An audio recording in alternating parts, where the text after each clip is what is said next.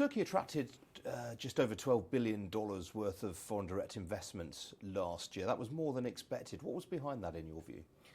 Actually, it was interesting to see the development, the trend in Turkey, and that's why, especially with regard to foreign direct investments, because the total volume of FDI, foreign direct investments, came to Turkey was only $15 billion until 2002. But after 2002 to this day, it's around 180 billion US dollars. So it's a huge dramatic change. And the yearly average is around 15 billion US dollars now. But of course, we believe that the potential is much higher. Because if you look at that, usually we are having the 1% of the global FDI. So we think that even in middle run, we can have it something like 1.5% of the total FDI. Turkey has some interesting assets like its geostrategic position, and also it is a young, dynamic population which is very tech savvy and very adaptive to new trends. This is providing an interesting human capital, especially for multinationals. So where's the money coming from? The money normally we are also diversifying in that too, but normally our main trade partners as also being our FDI source is Europe, and predominantly European countries. Number one, Germany; second, the UK. Then other European countries are coming. These are the main investors to Turkey. But especially in the last 5-6 years, we started to have investments, especially from Asia. I mean, both the Middle East and North Africa region, and at the same time, Far East, like Japan, China. They started to invest in Turkey. Usually, they start first come with some banks and financial institutions. Then these institutions are paving the way for other investments too.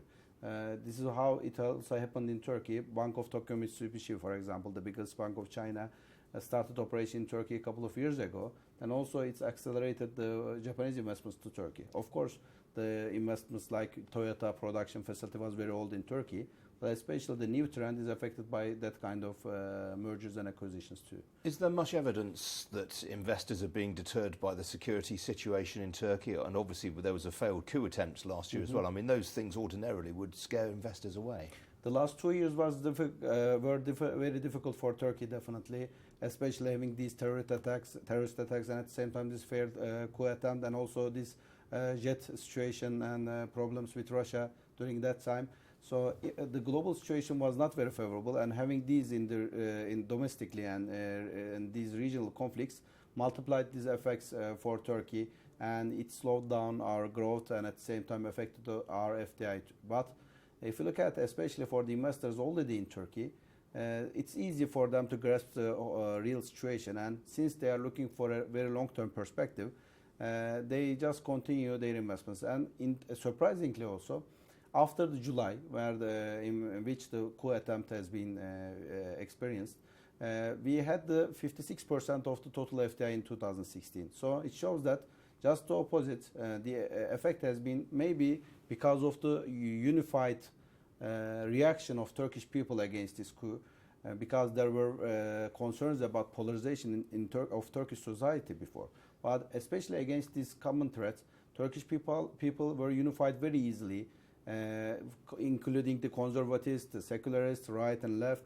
And I think this somehow strengthened the trust of existing investors especially. But for the newcomers and for the people and companies who doesn't know Turkey very well or who comes very rarely just as tourists, of course there's a huge perception gap. They have some concerns about security, they have some concerns about the economy. So we have to, I think, fill this gap.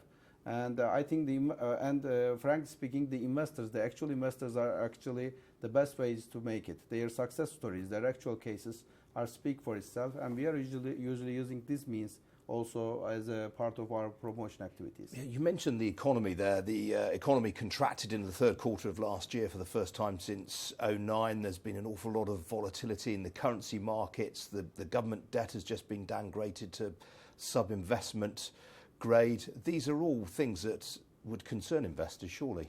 It is interesting. Is actually the credit rating situation is an interesting one, because I always say that if they have been real investors, the decision would be definitely different, because we are talking about the country, especially on the public, the budget side, which has been never in a default situation, even in the worst times of its economy. And now, if you look at the public budget, you can see that it's even much better than the existing developed economies and European economies also. So What is the what are the concerns about Turkish economy? It's the current account deficit. We are importing more than we export. The main reason is our energy dependency. If we take energy out of equation, we are giving surplus actually. And the second is the low amount of savings. And the credit rating agencies were also concerned about the slowdown of the reforms.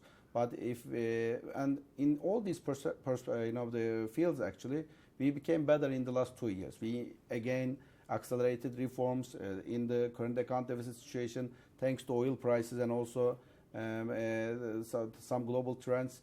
We have been in a better situation, even though in other areas of economy we have some problems. And with regard to current account deficit, and since reforms and current account deficit at the same time, they gone better, but still the credit agencies decreased, the rating. It is interesting, but interestingly again, the Turkish lira was performing very bad this year.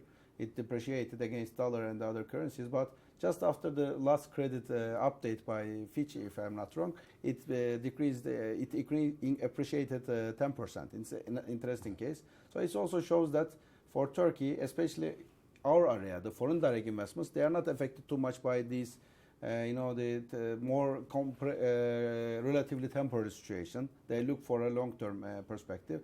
But of course, it's not very helpful for us. So we are also trying our best to communicate better with these agencies. Also, we're doing business, the ratings to improve the investment environment in Turkey.